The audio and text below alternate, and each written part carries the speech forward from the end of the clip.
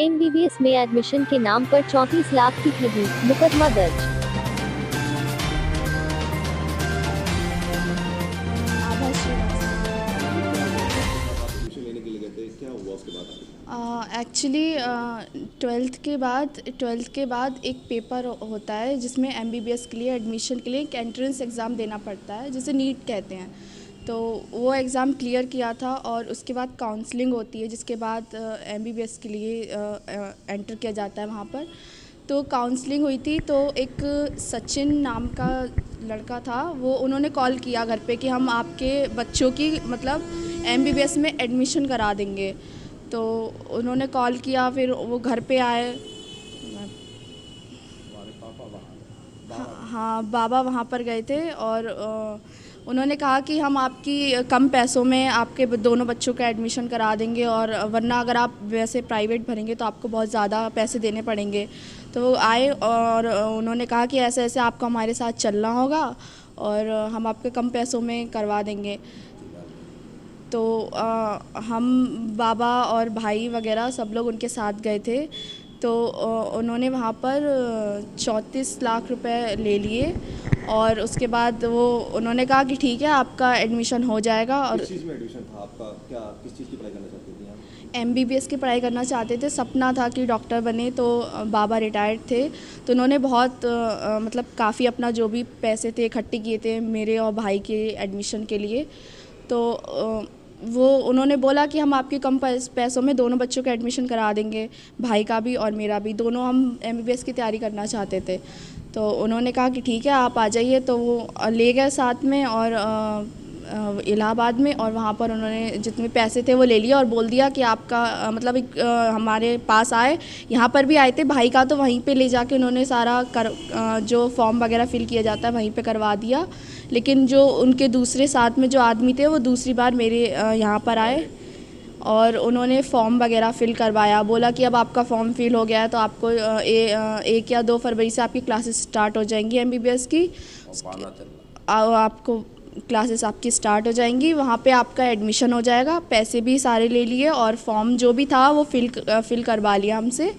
और उसके बाद एग्जैक्टली 31 जनवरी को उनका कॉल आता है और वो बोलते हैं कि अब आपका एडमिशन नहीं हो सकता, क्योंकि उन्होंने एक बहाना बना दिया उन्होंने कि किसी वकील ने केस फिल किया था अगेंस्ट, तो उसकी वजह से आपका बैच कैंसिल हो गया, बहाना बना दिया। उसके बाद उन्होंने कहा कि हम आपके पैसे भी रिटर्न कर देंगे, बट अभी तक उन्होंने ऐसा कुछ भी नहीं किया, पैसे भी रिटर्न। आपको सपना आपका पूरा हुआ? कैसे हो पाएगा पूरा? सपना अभी तो पूरा नहीं हुआ सपना, और जब तक वो पैसे रिटर्न नहीं कर देते तब तक हो भी नहीं पाएगा सपना पूरा, क्योंकि एक एक पैसा बहुत मेहनत से कमाया था बाबा ने और उन्होंने सारे पैसे। सरकार से क्या अपील करना चाहेंगे? उत्तर प्रदेश सरकार से आप क्या अपील करेंगे? मैं योगी जी से यही अपील करना चाहूँगी कि हम उन्हें दंड मिलना चाहिए, वो जहाँ भी हैं वो पकड़े जाएं और हमारा पैसा हमें लौटाया जाए ताकि हम अपने सपने पूरे कर सकें। मैं मेरा भाई डॉक्टर बन सके, क्योंकि वो हमारा सपना है और हम सेवा कर सकें लोगों की, अपना हॉस्पिटल खोल सकें, यही हमारा सपना है। मैं योगी जी से अपील करती हूँ, प्लीज़ आप उन्हें पकड़िए। सर मेरा नाम अलंकित श्रीवास्तव है और मेरी बहन का नाम आभा कुमारी श्रीवास्तव है।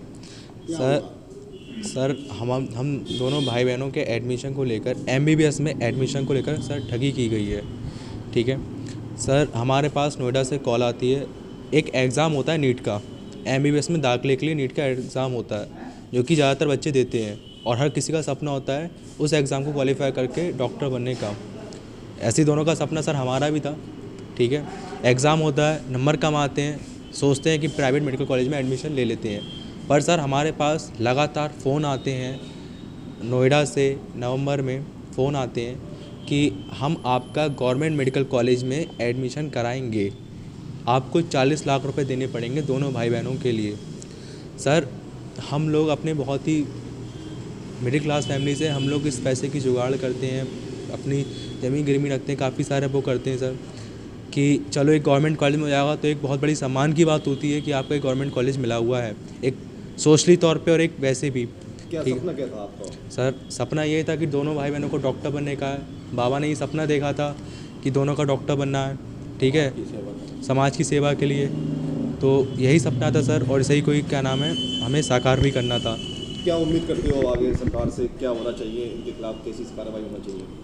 सर यही उम्मीद करते हैं कि सर जैसा हमारे साथ हुआ है वैसा किसी और के साथ भी ना हो। कहीं अपनी ज़मीन बेचते हैं, कहीं कुछ गिरवी रखते हैं, बहुत कुछ लोग करते हैं सपने को साकार करने के लिए, जैसा हमने किया है। हम बस यही चाहते हैं कि सरकार, योगी जी खासकर, जो दिल्ली एनसीआर में, खासकर नोएडा में ये जो लोग हैं, ये जो सक्रिय गैंग हैं, इनके खिलाफ सख्त से सख्त कार्रवाई की जाए ताकि आगे किसी के साथ ऐसा दोबारा ना हो सके और ख़ासकर उन्हें भी पकड़ा जाए। हमारे जो पैसे गए हैं 35 लाख रुपए, वो 34 लाख 1,000 रुपये जो हमारे गए हुए हैं, जिसमें 30 लाख रुपये मोतीलाल नेहरू मेडिकल कॉलेज और बकाया के जो रुपए हैं तो 3 लाख 4 लाख 1,000 रुपये हमारे गवर्नमेंट मेडिकल कॉलेज बांदा में गए हुए हैं। हमसे ये कहा गया था कि आपका एडमिशन हो चुका है, पर 30 तारीख को हमारे पास फ़ोन आता है, 30 जनवरी को हमारे पास फ़ोन आता है, क्योंकि 2 तारीख से क्लासेस चालू हो रही थी MBBS की, कि आपका एडमिशन नहीं हुआ है।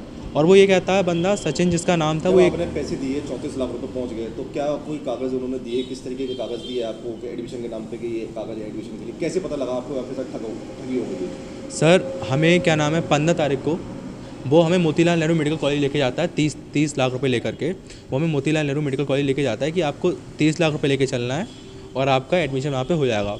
हम 30 लाख रुपए लेकर के मेडिकल कॉलेज मोतीलाल नेहरू में जाते हैं। वहाँ पे वो हमसे ये कहता है कि मोतीलाल नेहरू नहीं बल्कि उसका एसोसिएटेड हॉस्पिटल है स्वरूप रानी हॉस्पिटल, हम वहाँ पे लेके जाते हैं। उसका पल्मोनरी डिपार्टमेंट जो होता है उसमें सर 2 लोग बैठे होते हैं, एक अपना नाम डॉक्टर हर्षवर्धन बताते हैं और जबकि दूसरा अपना नाम डॉक्टर SK शर्मा बताते हैं। सर वहाँ पे वो जो अपना वो देते हैं, फ़ोटो देते हैं, जो भी डॉक्यूमेंट लेते हैं, सर मेरा इंटरमीडिएट की, हाई स्कूल की, नीट का मार्कशीट, सर सब कुछ लेते हैं वो मुझसे, और एक फॉर्म देते हैं उसमें बकाया सर MLNC मतलब मोतीलाल नेहरू मेडिकल कॉलेज के प्रिंसिपल के साइन थे, सब कुछ वो था। ठीक है, हमारा एडमिशन हो जाता है और हमसे कहा जाता है आप चले जाइए। हम अपने पैसे उन्हें दे देते हैं 30 लाख रुपए। 16 तारीख को सर हमारे पास फिर से फ़ोन आता है, कहते हैं कि आप आपकी नातिन, आपकी बहन का हम admission government medical college Banda में करा देंगे, तो हम आ रहे हैं और आप अपने पैसे रेडी रखिए। 30 लाख आपके हो चुके हैं, 10 लाख आप और दे दीजिए तो आपका एडमिशन हो जाएगा। कुल मिला के मतलब हम उनसे कहते हैं कि आपसे पहले भी हमारी बातचीत हो चुकी कुल करके। आपको कैसे एहसास हुआ? आप कॉलेज गए थे क्या एडमिशन के बाद? ठगी का एहसास सर ऐसा हुआ क्योंकि सर 2 तारीख से क्लास लग रही थी MBBS की। ठीक है, हमें 31 तारीख को सर निकलना था वहाँ पे। 30 तारीख को हम फ़ोन करते हैं, कहते हैं कि भाई तुम जल्दी आ जाइएगा ताकि हम पहले बांदा और उसके बाद मोतीलाल नेहरू मेडिकल कॉलेज चल सके, क्योंकि दूर काफ़ी पड़ता है इसलिए। तो सर उसका हमारे पास फ़ोन आता है, वो ये कहता है क्या नाम है कि आप कि तमिलनाडु में एक वकील हैं, उनका भी ऐसे ही एडमिशन हुआ है गवर्नमेंट कॉलेज में पिंक सीट पे, तो उनका एडमिशन नहीं हो पाया उनकी लड़की का, तो उनने FI कर रखी, मतलब याचिका डाल रखी सुप्रीम कोर्ट में। तो सारे जो ऐसे एडमिशन थे वो सब रद्द किए जा चुके हैं। Yes sir. क्या नाम है आपके सिस्टम का? सर कुमारी आभा श्रीवास्तव। NG न्यूज़ से जुड़े रहने के लिए चैनल को सब्सक्राइब करें और बेल आइकन को दबाना ना भूलें।